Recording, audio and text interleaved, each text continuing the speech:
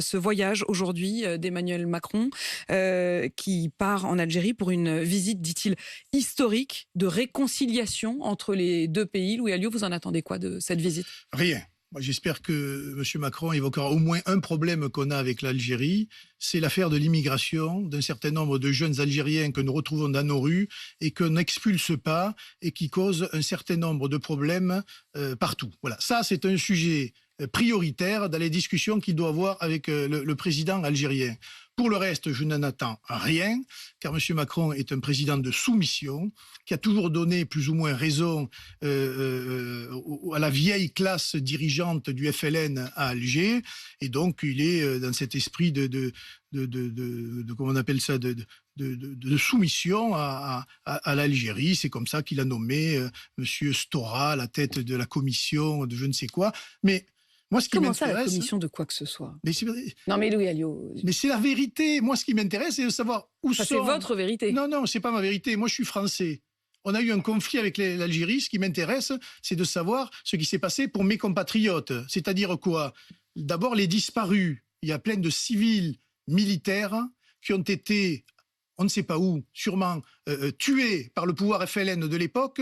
Nous ne savons Mais il y a eu toujours des morts des rien. deux côtés, vous le savez bien. Moi, je suis français. Bien sûr qu'il y a eu des morts de côté, mais je veux savoir Ces d'abord... autres morts-là Oui, mais ne bien vous sûr. intéressent pas. Mais il m'intéresse, mais moi, ce qui m'intéresse, c'est les miens pour l'instant. Encore une fois, je suis un politicien français et je veux savoir ce qui se passe, ce qui s'est passé, car il y a des familles qui attendent. Vous aviez d'ailleurs inauguré l'an dernier à Perpignan une exposition que vous aviez appelée, de l'expression que vous venez de dire, des victimes oubliées de la guerre d'Algérie, et vous ne parliez que des harkis et des pieds noirs. Mais écoutez, quand même, heureusement. Il n'y a pas des victimes de l'autre côté. Mais les victimes de l'autre côté, c'est l'affaire du pouvoir algérien. C'est à eux de savoir avec la France, éventuellement, ce qui s'est passé. Mais moi, ça... Mais c'est pas comme ça qu'on va faire la réconciliation, Louis Alliot. Mais la réconciliation, j'allais dire, elle aura lieu, voilà, avec les générations d'après. Moi, je ne suis pas hostile à discuter avec l'Algérie. Mais on ne peut pas discuter avec une dictature militaire qui tient son peuple en oppression et dont une majorité de jeunes ne rêvent que d'une chose, c'est de quitter l'Algérie pour aller en Europe et pour pouvoir se libérer un peu du joug du FLN. Donc, tant qu'on ne sera pas sorti de cet étau-là, eh bien, nous aurons les problèmes. Et j'ajoute que tant qu'on n'aura pas réglé cette tâche que constitue le génocide des Harkis sur notre sol, eh bien, je pense qu'on n'aura rien réglé. Et là, j'espère que M. Macron aura le courage de dire à M. Tebboune un certain nombre de choses, car moi, j'ai, à côté de Perpignan, le camp de Rivesaltes, des familles abandonnées par la France, hein, mais aussi abandonnées par la France. Louis Alliot, Attendez, à la violence du FLN, qui constitue un génocide, tant qu'on n'aura pas réglé cela, on n'aura rien réglé entre la France et l'Algérie. Vous dites-vous que ce régime, aujourd'hui, en Algérie, est un régime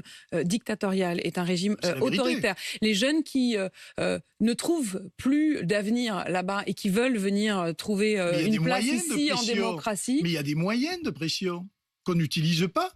Et là, on va aller négocier du gaz parce que comme on veut plus du gaz de M. Poutine, on va aller chercher donc le gaz d'une autre dictature, en l'occurrence l'Algérie.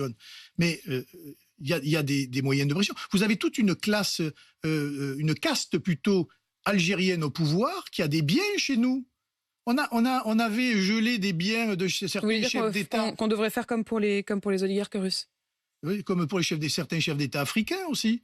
On a des moyens de pression. Enfin, je veux dire, il est anormal aujourd'hui que dans le flux des mineurs isolés qui posent des problèmes dans les villes de France, nous retrouvions des Algériens et des Marocains. On a quand même, avec le roi du Maroc et avec le pouvoir algérien, des moyens de discussion, évidemment, de dialogue, mais aussi des moyens de pression. Et c'est peut-être précisément aussi pour ça que ce voyage a lieu.